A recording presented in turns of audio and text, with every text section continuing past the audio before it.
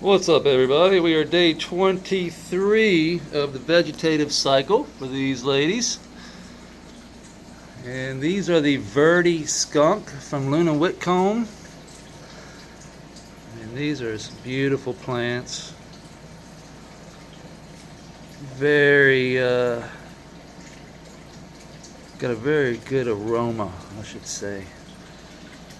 In veg, it's already just got a really good smell. In fact, most of all these plants have a really good aroma. This is the other Verde Skunk over here, but then these three here are grape gushers. I misspoke the other day and called them blueberry, but they're actually grape gushers times peach pistils. And the first run we did was one of OK Calix's, that was his Cherry Grande times peach pistils. And me and my wife thoroughly, it was super terpy. Probably one of the terpiest plants I've ever grown. Super cherry. This is the grape gusher times peach pistil. And it's already got a killer smell. Like I said, most of these plants really, look at the branching on this. Let me see if I can get in here. Branching on this Verde Skunk. And you can see the branching on the grape gusher. But plants are super healthy. You can see that they're green as can be. Everything's branching nicely, staying nice and short, stocky. They're not stretching all out on day 28. Believe me, they will stretch. When we turn these reds in, let me show you what we're doing. We talked about this last night on Let's Be Buds, but we're running just the 100% cool white right now. All the other channels are turned off. We're at 80%, running at 490 watts out of 1500. So what we'll do as we get closer to flipping the flower, we'll start adding in the warm white, and then the red, and then the deep red. And there is a recipe that Grandmaster has come up with, and they've already done a lot of the research on it and done the experiments, so I'm not even going to try my own like I did last time and burn everything up. I'm going to follow the recipe, and yeah, hopefully we get the results we're looking for. The last run was not quite up to par because we burn up a lot of stuff, and I was trying different things with these Ferrari of lights. These are the Borg Evolution tarantulas, and yeah, they have under canopy lights as well that we could put up down here, but they're just too big for this bed. They're made for like a 4x4 or 4x8. Not saying that the lights are too big for this. I'm saying that I just don't like the look of it and how I'm going to place the light, where I would place the light. It's just, yeah, not feasible in this setup. So if there wasn't a creek in the middle and I didn't have all the other plants, I would definitely have the under canopy lights going in here. But this isn't the grow for the under canopy light. And we're just going to super crop to get our light down to the bottom. We're not going to run nets. I'm not going to run a scrog net. I'm not going to run wires. The only time I'm ever going to like put a post up, or run a wire or a fishing line is what I use. I usually take a piece of electrical tape and wrap the electrical tape around the spot that I want to tie up, and then wrap the wire or the fishing line around the black tape so it doesn't cut the stem or whatever you're tying it to. And you can tie it, usually I go straight up to the light with the fishing line. The fishing line is fluorescent, so it, the light goes pretty much through it, and it doesn't take up any type of space, and it works. And I can just hang up the buds that I need to hang up. Most of the time, what I'm hoping is that these plants are going to be so strong by that stage. They really fill in, the stalks really get tight. Right now they're I guess teenagers right now, I should say. But when we flip that light and go to that 12-12, all these branches here are going to start to stretch and really start to be unmalleable. Like, see how malleable they are now? Once they fill in and really start to get that red light, they will become immalleable and be very hard to turn and bend.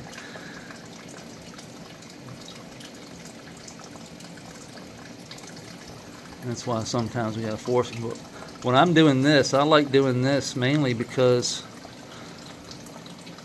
it forces the plant to react. So it forces the plant to come on back up. When I'm bending it over, it's like, oh. And the more I do that, the stronger the plant gets, the more light these lowers get. And when we get to that final stage of flower, we have a plant that is really strong. Got lots of branching coming out from the bottom because we gave it plenty of light during this stage. We're not going to wait until we flip the flower, and then the plant really only has a week to grow, branches from the bottom because you defoliate it. But if you slowly defoliate, purposely, like a intelligent defoliation, like taking fingers instead of the whole leaf, it leaves these solar panels that we want, but it also opens up light channels for that light to flow through and grow that branch down there. Get that thing on up here, bend it over to where the light can get to it, and all of these sites will start to come, just like we were going to scrub, but we're just doing it over time. We're not going to wait until the plant gets up here and then scrog it in, pluck all the leaves off, and then flip the flower. What I'm doing is fingering and taking certain leaves that are opening up and bending towards the light the way I want the plant to go. Like this one, I want to go this way. You can see how this one, the branching have just come on up. The top is right here. Top is right here. Branches are coming on up. When we flip, all of this will just fill right in and be a sea of green. Then we can come in here and remove the rest of these big leaves and let these just take over. And yeah, they will, you can see, we're already growing in together. Imagine if I hadn't removed the one right there and the other one right here. I think there was another one here. So it would have been a mess. And believe me, we really have to open these plants. Like, see this right here? Like that I don't like. It'll hold moisture in that area. So what I'm going to do is just pluck that finger off. Now we don't have that overlap anymore. We're getting a little bit more light down there. Yeah. In fact, we can just see this one has 2 leaves coming off there. What I'm going to do is remove the center one and leave the outer one. This is just going to allow light to get down in there, allow that airflow to get down in there. It's going to allow these branches to come on up.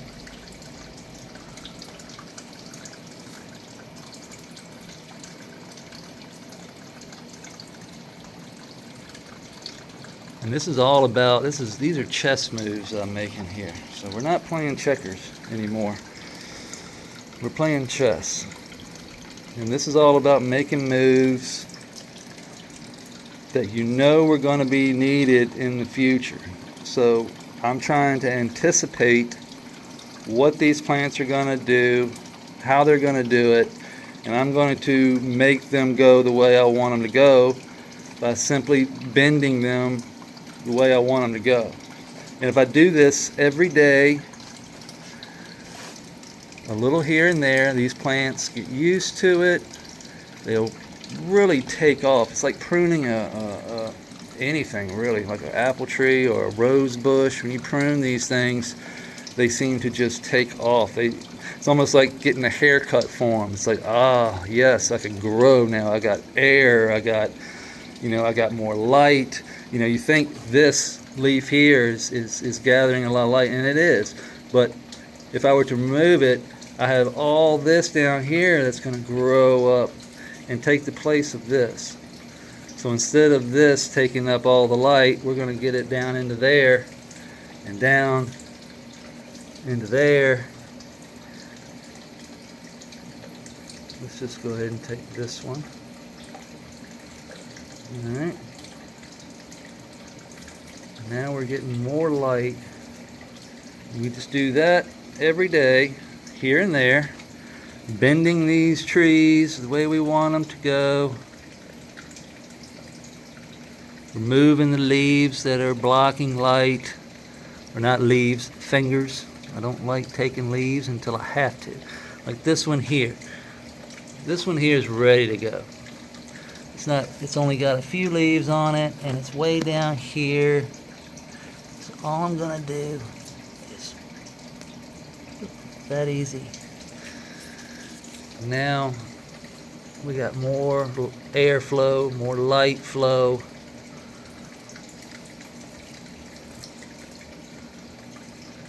Nothing's really overhanging.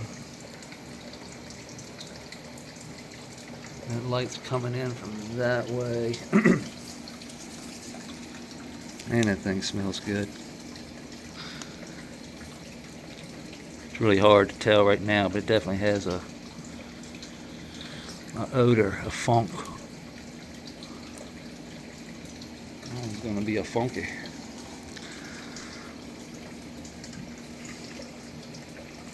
Let's see here. What's this here? There we go.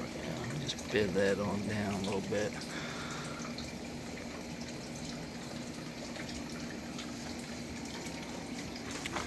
Looks pretty good. There's not a whole lot else to really do. Just bend these things over. Make sure my water's right. These over here are looking pretty good, huh? This is another Maybelline. These are that's an Alpha Skunk Maybelline. I believe that's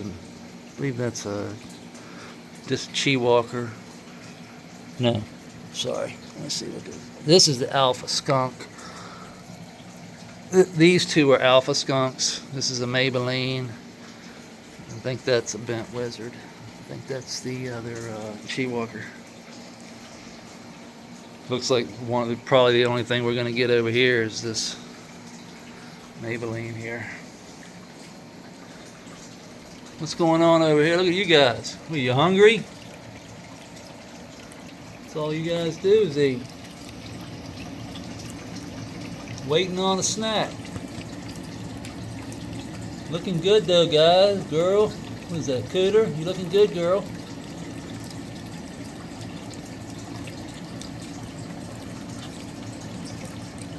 Lactic acid bacteria we put in the pond really clean that shell up, clean that slime up off that shell, huh? Water quality is really good right now.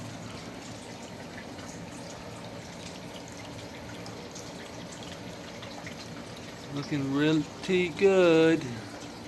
We haven't had to add any water. The actual DHU is actually dumping in constant. Look at that drip. In fact, we may have to start removing water from the pond. I've noticed that we're definitely getting up there. We got a little water down in here, but nowhere near as much as we did I can see the bottom now, so that tells me that the plants are really wicking up that water before it's going over, and they're really starting to suck that moisture up. And yeah, we probably just have to remove some. I just usually when I do have to remove some water, I just take that little pitcher there and take a picture of it out and take it outside, throw it around the bush. Don't want to throw it in here because this is already got plenty of water. Let's see, we're not going to feed. We fed you last night. We're not going to keep feeding you. You got to eat some of that algae in there, buddy. You guys need to start plucking away at that algae. I'm feeding you too much. Now we can see our elephant ear here is growing really nicely. We got another one right there growing nicely. And then we got the alpha skunks here. I'm really curious as to what those. I'm not sure if it's. We might remove that tree there. We might just cut it down. Not remove the roots, but just cut it down. It may be doing harm to the plant. Maybe taking some. Those ones in the center just aren't growing. But then again, it could just be the genetic. Who knows? We're just going to let them go. That divine pine I put in there that time too did the same thing. It stayed really, really short and stocky, and then it just blew up. And when it flipped to flower, it was some of the best smoke I've ever had. So, with that being said, I think we're good to go today. And I hope everybody has a great day. And stay strong.